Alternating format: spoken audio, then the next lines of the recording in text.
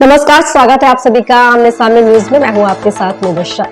रायबरेली नगर पालिका चुनाव में बीजेपी से टिकट की प्रबल दावेदार वंदना कश्यप भी अपना भाग्य आजमा रही। उच्च और शिक्षित वंदना कश्यप निषाद समाज से आती है तो बीजेपी से काफी लंबे समय से जुड़ी हुई है। साथ ही अपना एक स्कूल भी चलाती है जहाँ वो गरीब बच्चों को मुफ्त में शिक्षा भी उपलब्ध कराती है। वंदना कश्यप समाज सेवी भी है और अपना अधिकतर समय उन लोगों के काम करने में ही गुजार देती है।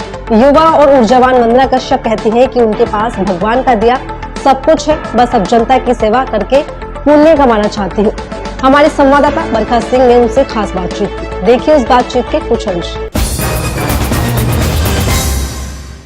नमस्कार, मैं हूं बरखा सिंह। आप देख रहे हैं आमने सामने न्यूज के खास प्रोग्राम शहर की संसद। आज हम मौजूद हैं रायबरेली में, जहां पर हमारे साथ चेयरमैन प्रत्याशी वंदना कश्यप जी हैं। वंदना जी, आपका हमारे चैनल में स्वागत है। धन्यवाद बरखा जी।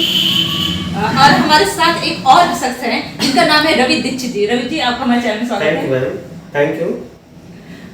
वंदना जी, ये बताइएगा कि आपने राजनीति में कब से कदम रखे हैं?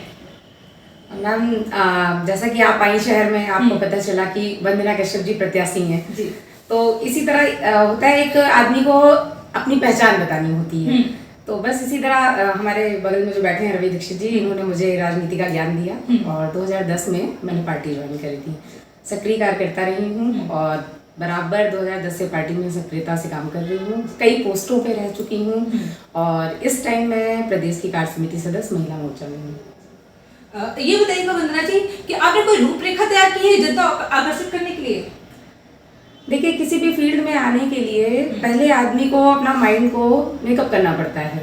तो मैंने भी अगर चुनाव लड़ने का सोचा तो पिछले 5 साल पहले भी मैंने चुनाव की दृष्टि से ही ये आवेदन किया था। और इस आवेदन में मैंने यही सोचा था, मुझे नगर पालिका में एक अच्छे प्रत्याशी के रूप में चुनाव लड़ना है और जनता के दिलों में जगह बनानी है। और ठीक 5 साल बाद जब फिर से चुनाव आया तो सबसे बड़ी बात ये थी कि सामान्य सीट थी। ये चल रहा था कि सामान्य है सामान्य। जैसे ही मुझे ये लगा कि ओबीसी सीट जब आरक्षण आया तो मुझे लगा मैं निषाद समाज से आती हूँ और हमारे समाज को बहुत ही अति पिछड़ा माना जाता है। तो अगर मुझे ये मौका मिलता है पार्टी से तो मैं इसको अपने समाज को और जो भी हो सकता है, मुझे इस मौके को पूरा कैश करने की इच्छा हुई कि मैं चाहती हूँ कि मैं चुनाव लड़ूं और पार्टी मुझ पर भरोसा जताती है अगर और मुझे टिकट मिलता है तो मैं अच्छा चुनाव लड़ूंगी। जैसे आपका कहना है कि आप बहुत पिछड़े वर्ग से हैं, तो आप महिला होकर ऐसे आगे आना और राजनीति में कदम रखना, ये तो आपके लिए बहुत ही समस्याओं का सामना करना पड़ा होगा आपको। हाँ, सही कह रही हैं आप, क्योंकि घर से निकलकर महिला को फील्ड में निकलना पड़ता है तो ये बहुत ही मेहनत का काम होता है। क्योंकि फील्ड में, राजनीति की फील्ड में महिलाओं का बराबर से कहते नहीं, कदम से कदम मिला के चलना बहुत बड़ी बात होती है। उसके लिए मेरे सहयोगी मेरे बगल में बैठे हुए हैं। पहले सहयोगी ये हैं, दूसरे भाई साहब वो बैठे हुए हैं। तो ऐसे ही मुझे कदम कदम पर बहुत से सहयोग लोगों का मिला जिन्होंने मुझे कदम पे पीछे नहीं हटने दिया और हर मौके पे संभाला और मुझे आगे बढ़ाया। तो उसी का नतीजा है कि आज मैं इस प्लेस पे बैठी हुई हूँ। आप महिला हैं, आपकी गृहस्थी भी है और साथ में चेयरमैन का जो पद है ये तो बहुत ही जिम्मेदारी का पद है, तो आप दोनों को कैसे मैनेज करेंगी? हाँ मैम, सही कह रही हैं आप। लेकिन जो महिला घर से निकलकर अपना समय बाहर दे सकती है समाज के लिए, बिना किसी पद के भी वो समय दे सकती है और लोगों के लिए हमेशा खड़ी रहती है, तो जब उसको एक पद मिलेगा तो आप सोचिए कि वो क्या कर जाएगी। तो ये सबसे बड़ी बात है कि प्लेसमेंट, बिना प्लेसमेंट के भी मैं वो काम कर रही हूँ और भगवान ने चाहा तो वो प्लेसमेंट मिल जाएगा तो मैं और लोगों का सहयोग कर सकूंगी। ये बात तो आपने सच कही। महिलाएं अपनी जिम्मेदारियों को बहुत बखूबी से समझती हैं और हमारी भी आपसे यही उम्मीद है कि आप करके दिखाएंगी जी। और ये बताइएगा कि आप जो चेयरमैन अभी यहाँ पे मौजूदा है, आप क्या उनसे बेहतर तरीके से कार्य कर सकती हैं? जी बिल्कुल मैम। देखिए, कोई भी कहते हैं दिल से किसी काम को करने की इच्छा आप रखते हो तो कहते नहीं पूरी कायनात मिलाती है, वैसे ही ईश्वर इतनी शक्ति आपको आत्मदृढ़ दे देता है कि आप उस काम को करने में पूरी तरह से सक्षम होते हो। आपने समाज में कोई सेवा रूप में कार्य किए हैं मैम? हाँ बिल्कुल किया है। जैसे कि जब मैं यहाँ नगर के पोस्ट पे थी तो हम लोग का महिलाओं का कैंप लगाया जाता था जिसमें बीपीएल कार्ड बनवाना है, मोदी जी की योजनाओं के तहत हमें गैस वितरण कराना है। तो इस तरह के बहुत से गाँवों में हम जाकर गैस वितरण करवाना, बीपीएल कार्ड बनवाना, आधार कार्ड और जनता के बीच में जो जो कार्य हमारे मोदी जी की तरफ से हो रहे हैं उनमें हम बराबर से सहयोगिता करते थे। अभी हम आ रहे थे तो आपके क्षेत्र में देखे कि काफी गंदगी है, बहुत ही कूड़ों का ढेर है और साइड के जो रोड है वो भी अच्छे से बने हुए नहीं है। तो यदि आप चेयरमैन बनेंगे तो आप क्या जनता को संतुष्ट कर पाएंगी? अब आपने अगर हमारे क्षेत्र में कदम रखा और ये सारी चीजें आपने देखी तो आने वाले समय में मैं इतना ही कहूंगी कि जब आप दोबारा आएंगी और अगर मैं चेयरमैन हुई तो आपको ये दृश्य देखने को नहीं मिलेगा। स्वच्छ भारत मिशन पे आपकी कोई राय? बिल्कुल, स्वच्छ भारत यह हमारे लिए निशानी है, हमारे मोदी जी का कहना है हमेशा स्वच्छ भारत बनाना है हमको। आपका पहला कदम विकास के क्षेत्र में क्या होगा? सबसे पहले तो मैं नगर पालिका में चाहूंगी कि मैं जो बहुत ज्यादा गंदगी जो आपने बात रखी, गंदगी और लोगों की जो मानसिकता है नगर पालिका के प्रति या किसी भी पर्टिकुलर एक मेंबर का नाम मैं नहीं लेना चाहूंगी कि उनके प्रति जो लोगों की मानसिकता बन गई, जो धारणा बन गई, उस धारणा को मैं थोड़ा सा खत्म करना चाहूंगी और हर व्यक्ति को समानता के साथ काम करने का और मौका बोलने का दिया जाएगा। जनता जानना चाहती है कि हमारे जो चेयरमैन प्रत्याशी हैं वो कितने शिक्षित हैं?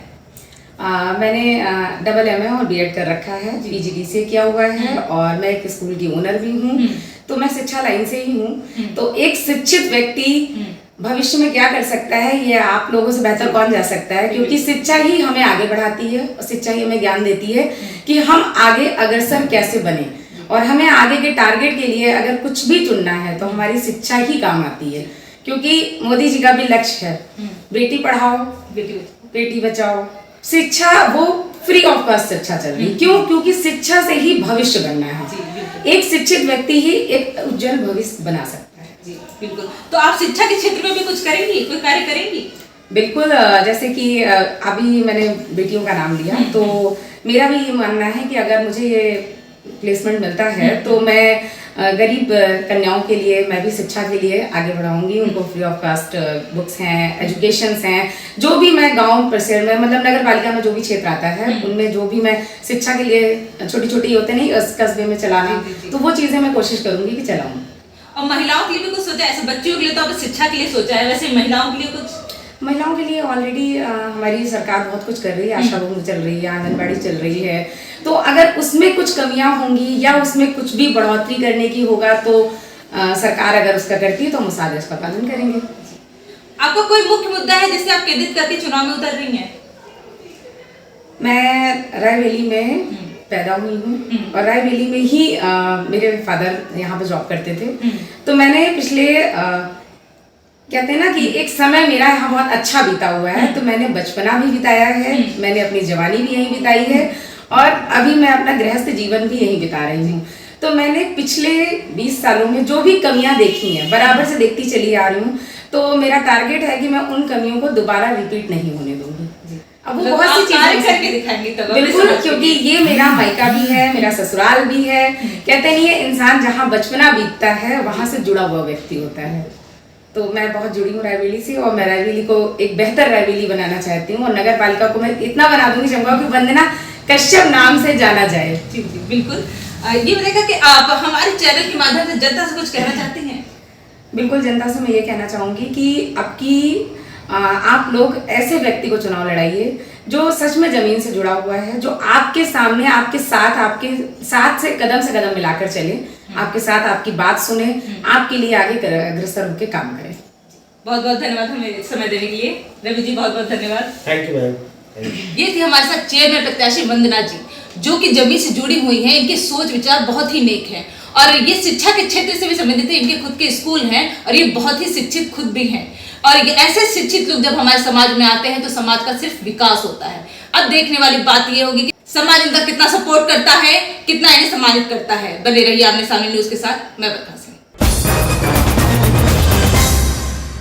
वंदना कश्यप को वैसे तो रायबरेली की सभी जनता जानती है और उनको पहचानती है और वो काफी लंबे समय से समाज सेवा भी कर रही है।